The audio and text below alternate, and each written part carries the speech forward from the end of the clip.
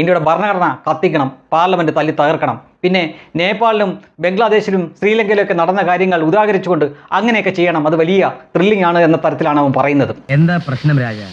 ഇത്രയും വിവരമില്ലാത്ത ഒരു മനുഷ്യനെ എന്റെ ലോങ് ലൈഫിൽ ഞാൻ ഫസ്റ്റ് ടൈം കാണാം. ഹലോ ഗായ്സ്, ഡൽഹിത്തെ പ്രൊട്ടസ്റ്റ് കേട്ടങ്ങള് പോലീസുകാരെ അങ്ങനെ അടിച്ചിട്ട് കുത്തി ഇതാക്കണോട്ടങ്ങള്. ഇയാൾക്ക് എന്താണ് വയ്യേ? ഇത് ഭയങ്കര ഹരാടാ. കയ്യിലോല് പോയി പങ്കെടുക്കേ. കാരണം കഴിഞ്ഞല്ലോ സെപ്റ്റംബറില് നേപ്പാളിൽ നിന്ന് എത്ര പോലീസുകാരെ തലറിഞ്ഞ് പൊട്ടിച്ച കയ്യാന്നറിയത്.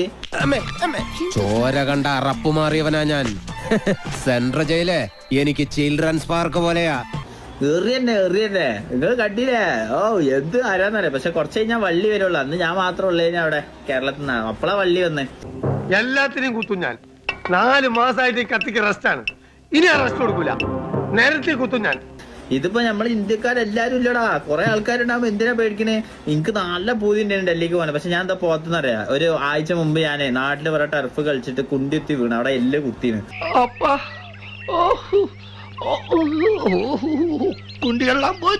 എടാ കൈയിടോളൊക്കെ പോട്ടാ.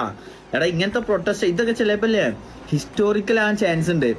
ഇപ്പൊ കഴിഞ്ഞല്ല നേപ്പാൾ, അതിന്റെ മുമ്പത്തല്ല ശ്രീലങ്ക, അതിന്റെ മുമ്പത്തല്ല ബംഗ്ലാദേശ്. ഈ കൊല്ലം എന്തുകൊണ്ട് ഇന്ത്യ ആയിക്കൂടാ?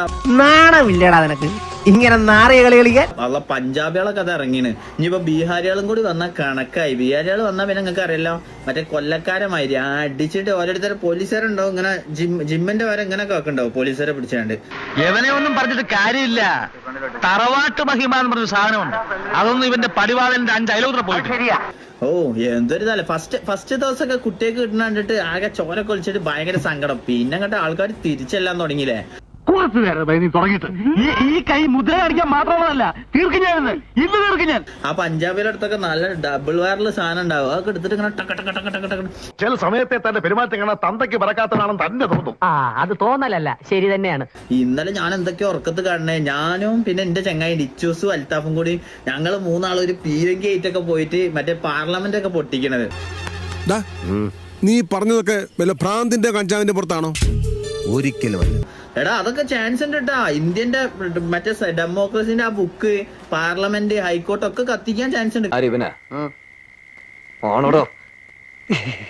അത് തമാശ. കാരണം എന്താ, ഈ ജെൻസികള് പ്രൊട്ടസ്റ്റിന് ഇറങ്ങി അങ്ങനെ ഒരു പ്രശ്നം ഉണ്ടാ. മറ്റേ ബാക്കിയുള്ള വലിയ ആൾക്കാർ ഇറങ്ങിയിട്ടുണ്ടെങ്കിൽ ഓരോ കുട്ടികളെ മക്കളൊക്കെ ആലോചിക്കും. ഇവർക്ക് എന്താ ആലോചിക്കാനേ? അങ്ങോട്ട് അടിച്ചു പിടി. കഴിഞ്ഞല്ല നേപ്പാളിലെ മറ്റേ ഇവിടെ കണ്ടില്ലേ, പാർലമെന്റിന്റെ മുമ്പിൽ ആ മറ്റേ പ്രധാനമന്ത്രി ഇരിക്കണ അവിടെ കണ്ട് മൂത്രയിക്കണേ, ഓരോരുത്തർ കിസ് അടിക്കണേ. അങ്ങനത്തെ പല പല സീന് വരാണ്ടാ. പോയി പങ്കെടുക്കടാ.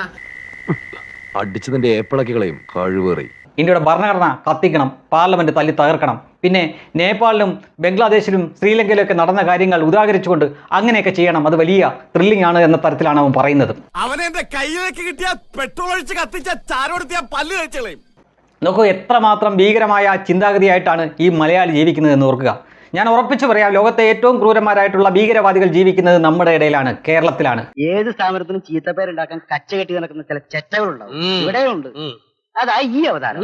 പക്ഷേ ഇവിടെ തോക്കും ബോംബും ഒന്നും എളുപ്പത്തിൽ ലഭ്യമല്ലാത്തതിനാലും അതൊന്നും അത്ര എളുപ്പമായിട്ട് കൈകാര്യം ചെയ്യാൻ പറ്റാത്തതുകൊണ്ട് മാത്രം നമ്മുടെ ജനാധിപത്യത്തിൻ്റെ ഒരു ശക്തിയാണ്. അതുകൊണ്ട് മാത്രമാണ് ഇവറ്റകൾ അടങ്ങിയിരിക്കുന്നത്. അപ്പോഴും എന്തെങ്കിലും ഒരു ചെറിയ അവസരം വീണ് കിട്ടിയാൽ അവിടെ മുതലെടുക്കാൻ വേണ്ടി നോക്കും. അവന് പറ്റത്തില്ലെങ്കിൽ അവൻ ആൾക്കാരെ പറഞ്ഞു വിടാനും നോക്കും. ഇവനൊന്നും ജീവിച്ചിരുന്നിട്ട് ഇനി യാതൊരു കാര്യമില്ല. വല്ല പട്ടാളത്തിലും പോയി വെടികൊണ്ട് ചത്തിരുന്നെങ്കിൽ കുടുംബക്കാർക്കെങ്കിലും വല്ല പ്രയോജനം ഉണ്ടായേനെ. നോക്കൂ, എത്ര ലാഘവത്തോടെയാണ് അവൻ പാർലമെന്റ് തല്ലി തകർക്കണമെന്നോ അതേപോലെ തന്നെ നമ്മുടെ ഭരണഘടന കത്തിക്കണമെന്നൊക്കെ ഇവൻ ആഹ്വാനം ചെയ്യുന്നത്. കൃത്യമായിട്ടുള്ള കലാപ ആഹ്വാനമാണ്. ഇവനെ എതിരെ നിരവധി കേസ് പോയിട്ടുണ്ട്. ഇനി ഇവനെ പിടിച്ച് അറസ്റ്റ് ചെയ്ത് കഴിയുമ്പോൾ ഇവനെ ജാമ്യത്തിലിറക്കാനും അല്ലെങ്കിൽ ഇവന് വേണ്ടി പറയാനും ആളുകൾ കാണും. ഈ നാടിന്റെ ഈ അവസ്ഥയ്ക്ക് കാരണം ഇവന്മാരെ പോലുള്ള ഇരുകാലി മൃഗങ്ങളാണ്. ഇവരെ മാതൃകാപരമായി ശിക്ഷിക്കണം. മിനിമം തൂക്കുമരം തന്നെ. അവന്റെ പെട്ടെന്നുള്ള മാനസിക വിഭ്രാന്തി കൊണ്ട് അവൻ സംഭവിച്ചാണ്. ഇതൊന്നും മാനസിക വിഭ്രാന്തിയേ അല്ല. കലാപത്തിന് ജെൻസി പിള്ളേരെ ഇളക്കി വിടുന്നതിന് അത് മാനസിക വിഭ്രാന്തി എന്നല്ല പറയേണ്ടത്. ഇവർക്കൊക്കെ ക്യാപിറ്റൽ പണിഷ്മെന്റിന് കുറഞ്ഞ ഒരൊറ്റ ശിക്ഷയുമില്ല. ഇത്തരക്കാർക്ക് ഈ ഭൂമിയിൽ ജീവിക്കാനുള്ള 1% പോലും അർഹതയില്ല. ഇതങ്ങനെ വിട്ടാ പറ്റില്ല കുട്ടനാരെ. നമുക്ക് ചോദിക്കാം. ഗോപാല, ഇനിയിപ്പോ ഞാൻ എന്താ ചെയ്യുക?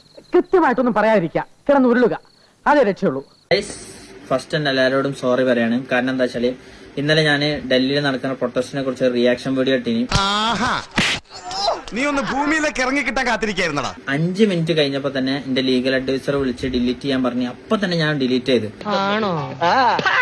പക്ഷെ വീഡിയോ ഡൗൺലോഡ് ചെയ്തിട്ട് ഒരുപാട് റിയാക്ഷൻ വീഡിയോസ് ഇറങ്ങി ആകെ വൈറലായി, മൊത്തത്തിൽ ഇതായി പ്രശ്നമായി. എന്തൊക്കെയായിരുന്നു അവന്റെ അഹങ്കാരം. അപ്പൊ ഞാൻ ഫസ്റ്റ് തന്നെ പറയാണ്, ആ വീഡിയോ ഞാൻ ഇട്ടത് ഇന്ത്യയിൽ ഒരു തെറ്റ് പറ്റിപ്പോയി. ഇന്ത്യ തെറ്റാണ്, എന്റെ തെറ്റാണ്. ഞാൻ അങ്ങനെ ഒന്നും പറയാൻ പാടില്ല. ഇപ്പൊ എന്ത് ചോര തണുത്തു പോയാ? തണുത്ത് മരവിച്ചു എന്ന് പറയുന്നതാവും ശരി. അപ്പത്തെ എന്തോ ഒരു ആവേശത്തില് എന്തോ നമ്മളിപ്പോ വണ്ടി അടിച്ചാല് എങ്ങനെ ശ്രദ്ധിക്കണ്ടേന്ന് അറിയില്ല. അതേമാതിരി എങ്ങനെ ഒരു കയ്യബദ്ധം നാറ്റുകരുത്. ഞാൻ ഈ സാധാരണ വീഡിയോ ചെയ്യാനാണ്, പക്ഷെ അപ്പൊ എങ്ങനെ എന്താ ഞാൻ പറഞ്ഞതെന്ന് എനിക്കൊരു ഇതുമില്ല, അറിയാതെ പറ്റിപ്പോയി. എന്തോന്ന് ഞാനൊരു നഗ്ന സത്യം പറയട്ടെ, എനിക്കൊന്നും ഓർമ്മയില്ലാട്ടാ. അപ്പൊ അതിന് ഞാൻ എല്ലാരോടും സോറി പറയാണ്. കാരണം എന്താ വെച്ചാൽ ഒരുപാട് ആൾക്കാർ കേസ് കൊടുത്ത്, ഒരുപാട് ആൾക്കാര് മറ്റേ ഡൽഹി പോലീസിനെ മെൻഷൻ ചെയ്യണം. ഓ ഗുഡ്. ഈ കിട്ടുന്നതിലേക്ക് എനിക്ക് സന്തോഷമേ ഉള്ളൂ. ഇനിയും കിട്ടാൻ വേണ്ടി ഞാൻ പ്രാർത്ഥിക്കാം. നമ്മള് കേരളക്കാരല്ലടാ, ഒരു തെറ്റ് പറ്റിപ്പോയാൽ നമുക്കൊന്ന് ക്ഷമിച്ചൂടെ? ഒരു തെറ്റല്ലേ? ഓ എന്റെ കയ്യിൽ എസ് മോഡൽ കത്തിയില്ലാതായി പോയി. ഞാന് എന്തെങ്കിലും ഞാൻ മതകീയായിട്ട് എന്തെങ്കിലും വീഡിയോ ചെയ്യലുണ്ട്, രാഷ്ട്രീയമായിട്ട് ഞാൻ ആരെയും കളിയാക്കലില്ല. ഞാൻ എന്റെ വ്ളോഗ് ഇടലുണ്ട്, പിന്നെ ഇൻസ്റ്റയിൽ ഇങ്ങനെ ഓരോ റിയാക്ട് ചെയ്യലുണ്ട്. അങ്ങനത്തെ ഓരോ കാര്യങ്ങളല്ലേ ഞാൻ ചെയ്യലുള്ളൂ. പച്ചവെള്ളം ചവച്ചു കുടിക്കണ പഞ്ചപാവം അങ്ങോട്ട് ഇറങ്ങിയില്ലടേ. അല്ലാതെ ഞാൻ എന്റെ തെറ്റാണ്, അതുകൊണ്ടാണ് ഞാൻ ഇങ്ങനെ ഇത് പറയണത്. മറ്റേ സോഷ്യൽ മീഡിയയിൽ വന്നിട്ട് മാപ്പ് പറയണത്. സോഷ്യൽ മീഡിയയിൽ ചെയ്തൊരു തെറ്റാണ്, അത് ഞാൻ തിരുത്തി ഡിലീറ്റ് ചെയ്തിന് 5 മിനിറ്റിന്റെ ഉള്ളിൽ. പക്ഷെ അത് സ്പ്രെഡ് ആയി. ഇപ്പൊ പറഞ്ഞിട്ട് കാര്യമില്ല. നിനക്ക് വേണമെങ്കിൽ ഓന്തുപോലെ ഇത്ര പെട്ടെന്ന് നിർമാറില്ല പോലെ. അപ്പൊ ഞാൻ സോറി പറയാം. കാരണം എന്താ വെച്ചാല് ഞാൻ എന്റെ പേര് ഓക്കെ അനാഷ് എന്നാണ്.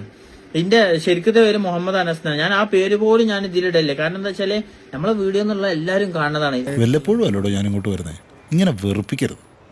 കുറെ ആൾക്കാര് രാജ്യദ്രോഹി, തീവ്രവാദി, സുഡാപ്പി എന്നൊക്കെ വിളിച്ചിട്ടുണ്ട്. എന്താ വെച്ചാൽ ഇതൊക്കെ പാടെ നമുക്ക് കേൾക്കുമ്പോ നമ്മളെ മാനസിക നല്ല തെറ്റുണ്ടടാ. നിനക്കിത് വേണം. എന്തൊക്കെയാ നീ പറഞ്ഞത്? ഈ കാര്യത്തിൽ എനിക്ക് നിന്നോട് യാതൊരു സഹതാപവും ഇല്ല. നമ്മള് മെന്റലി ഇനി എന്താ ചെയ്യാ, അങ്ങനെ മേലക്ക് ആലോചിക്കുക. കാരണം എന്താ വെച്ചാല് ഒരു സോഷ്യൽ മീഡിയയിലുള്ള ആൾക്കാർ മുഴുവൻ മെസ്സേജ് അയക്കുക, കോള്. ഇന്നിപ്പോ 1000 കോള് വന്നതേക്ക്. ഒരു മനുഷ്യനാണ് ഞാൻ. ഒലക്കെ വിളിക്കുന്നതാണ് തീവ്രവാദി, സുഡാപ്പി, അങ്ങനെ. അപ്പൊ നമ്മളെ മൈൻഡ് ഇങ്ങനെ മാറുക. ഇനിയിപ്പോ മരിച്ചാലോ, അങ്ങനത്തെ ഒക്കെ തോട്ട് വരും നമ്മളെ മൈൻഡിക്ക്. സത്യം പറഞ്ഞ വിഷമം കൊണ്ട് ചത്താലോന്ന് വരെ തീരുമാനിച്ചതാ. അയ്യോ എന്നിട്ട് എന്ത് പറ്റി? മരിച്ച പോസ്റ്റ്മോർട്ടം ചെയ്യലൊന്ന് പേടിച്ചിട്ടാ. കുടുംബത്തേക്ക് ഏറ്റവും കൊള്ളൂല അവന്. അപ്പം ദയവേത് അങ്ങനല്ല, ഞാനെന്താ വെച്ചാല് സോറി പറയാണ്. കാരണം തെറ്റ് പറ്റിപ്പോയി. നമ്മള് കേരളക്കാരല്ലടാ, നമുക്ക് ക്ഷമിച്ചൂടെ? അയ്യോ പറ്റൂലടാ, അതാടാ നമ്മള് ചിലപ്പോ ഇതിൽ നിങ്ങള് എനിക്കൊരു പാർട്ടിയും ഇല്ല. നമ്മള് UDFന് LDFന് ഏതെങ്കിലും ഒരു വീഡിയോ ഉണ്ടോ ഞാൻ ഏതെങ്കിലും പാർട്ടിനെ കുറ്റം പറയണേ? കാരണം എന്താ വെച്ചാൽ ഈ നാഷണൽ വള്ളി എന്ന് പറഞ്ഞാൽ ഭയങ്കര സീനാണ്. അങ്ങോട്ടേക്കൊക്കെ മെൻഷൻ പോയി അങ്ങനെ വീഡിയോ ഇട്ട് പോയിട്ടുണ്ടെങ്കിൽ ഭയങ്കര സീനാണ്. മോൻ ചെയ്തതിനുള്ളതൊക്കെ മോന് ദൈവം തിരിച്ചു തരും. കാരണം എന്റെ ഒരു തെറ്റ് പറ്റിപ്പോയി. ഞാൻ പറഞ്ഞില്ലേ, സോറി. ഇനി ഇങ്ങനത്തെ ഇതുപോലത്തെ ഈ രാഷ്ട്രീയപരമായിട്ടുള്ള സാധനങ്ങളൊന്നും ഞാൻ ചെയ്യണമില്ല, ഒന്നും ഇതാക്കണമില്ല, നിർത്തി. അതറിഞ്ഞതിൽ എനിക്ക് വലിയ സന്തോഷമുണ്ട്. പക്ഷെ യാതൊരു വിധത്തിലുള്ള ഒത്തീർപ്പിനും നീ ശ്രമിക്കണ്ട, ഞാനതിന് തയ്യാറല്ല.